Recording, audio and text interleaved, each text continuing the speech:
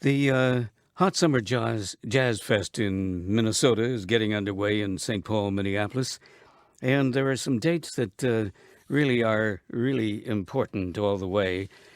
I want you to meet an artist who will be a guest of the Hot Summer Jazz Fest and also appearing at the Artists Quarter, and his name, in short, is Charles McPherson. He, by the way, will be appearing Friday and Saturday night. That is June 17th and 18th at the Artists Quarter in the historic Ham Building in St. Paul, Minnesota. And he'll play at the Hot Summer Jazz Fest on Saturday the 18th at 6 o'clock at night at Mears Park as the sun begins to slowly climb down. The Jazz Image says, "Hello, Charles McPherson." Yeah, hello. How are you? Well, you've had a day of teaching, haven't you? Yeah, I did teach today, and I had a very talented young student that is about, let me see, I guess he's about 14, and he's on his way, a little saxophone player.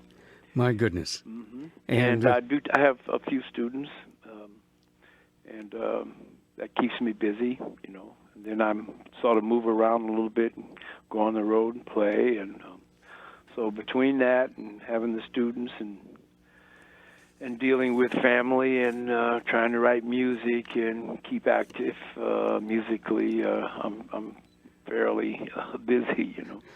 Yes, I would say up to your eyeballs. Yep. And earlobes. Yep.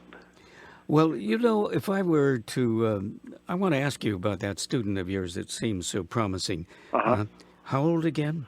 I think he's 14, maybe on the way, almost 15. And he's reading and solo? He reads well, but he's learning to improvise, and he's learning harmony and theory. And he's starting to learn, you know, some of the jazz literature. Is he enjoying it? Oh, yeah, very much so. And what are you learning from him?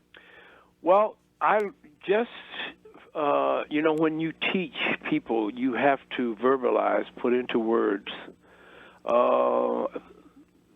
things and information that maybe you've known all your life, but just having to put them into words actually defines it even in a more solid way for yourself. And there are lessons to be learned just in doing that. So actually, you learn when you teach, because you have to be good at teaching. You have to be a master at the 10 words or less thing, and meaning what I mean by that is quite often having to explain abstract thought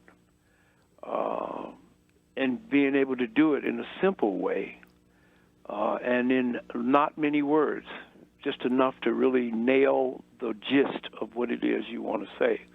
And that in itself will solidify for you, the teacher, really what is the heart of what it is that you're saying. And then when you do that, then you learn yourself as well as the student.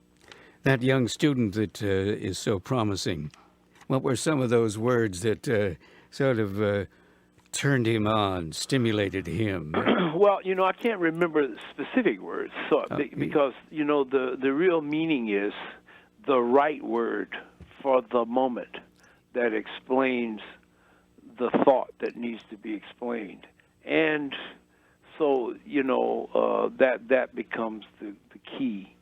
And it doesn't have to be, you know, it can be, in fact, it doesn't have to be words dealing with a lot of technology. In fact, not to do that is the real art, is to explain things that are technical in a non-technical way to a lay person or to a person who doesn't know as much as you. So you have to use ordinary words that you know are at their disposal. So it's just a matter of well-chosen words that can bring about little epiphanies for people. You know, a little door becomes open just a little bit wider than what it was. And it's a series of these little doors that open that bring about knowledge. Pretty soon people know they they know what you're talking about, and then they're able to do. And so, as I teach, I do get better at it, and you do learn to get better. I mean, at how to do that.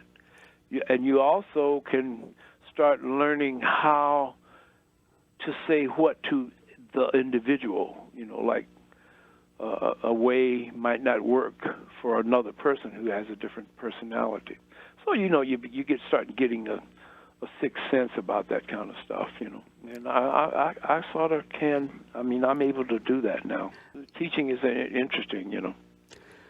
Charles McPherson, if I take three names here and I'll mention them to you, would you just give me a quick impression? Okay. Barry Harris.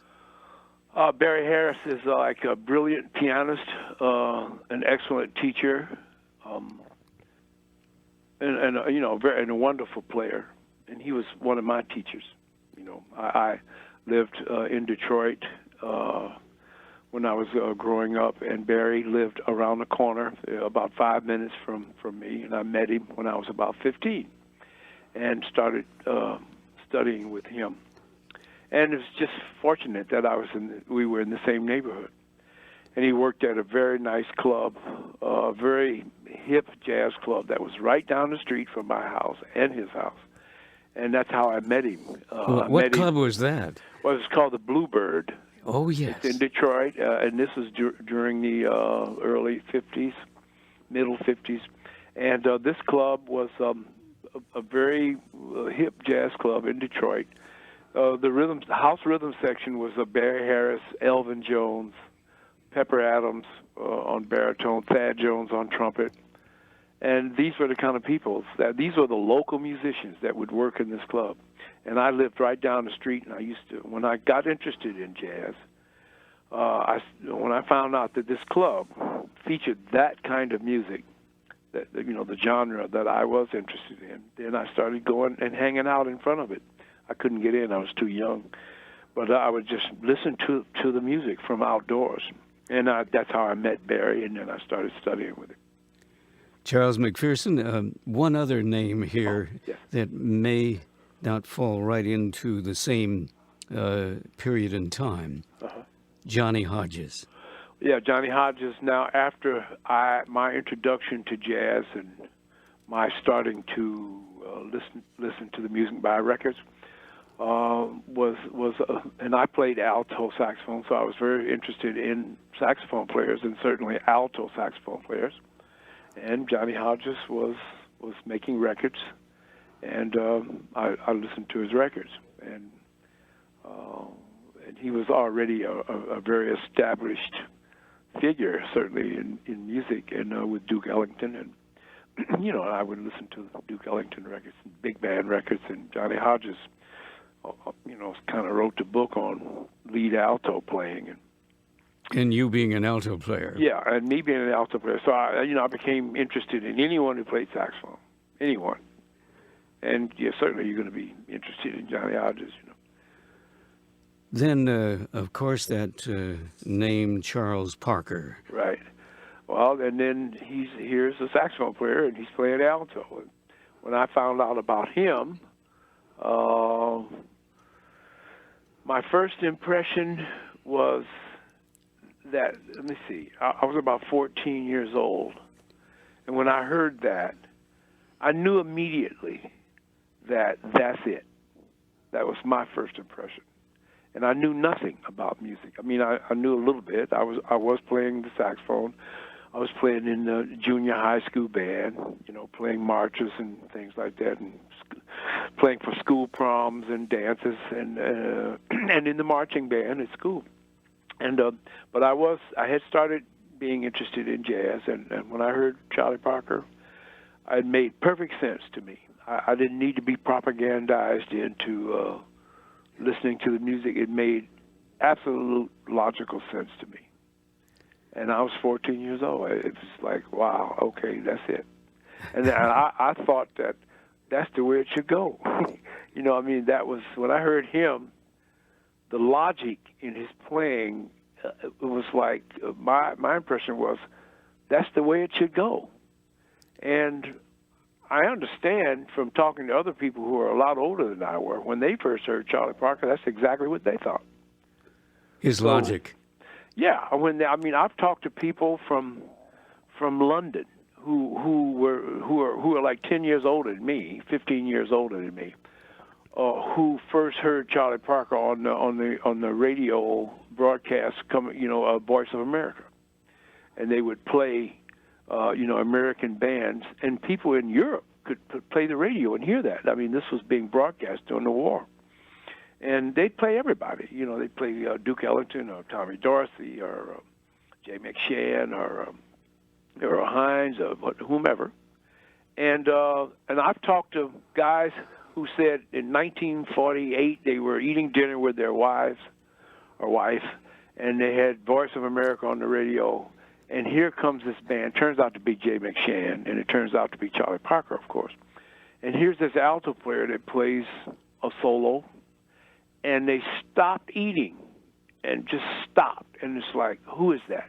What band is that, and who is that person playing? And then, of course, they find out, well, it was Jay McShann, and that was Charlie Parker, a young saxophone player. I talked to people like that all over the world, that Bird had that kind of effect on people when they first heard him. It was like, wow, that's it. And they thought the same thing I did. It's like, that's it. So it's like an idea whose time has come. And then, when you read other things other than music, just if you read about Thomas Edison or you read about great inventions, you'll always find that there's more than one person actually thinking of that particular thing.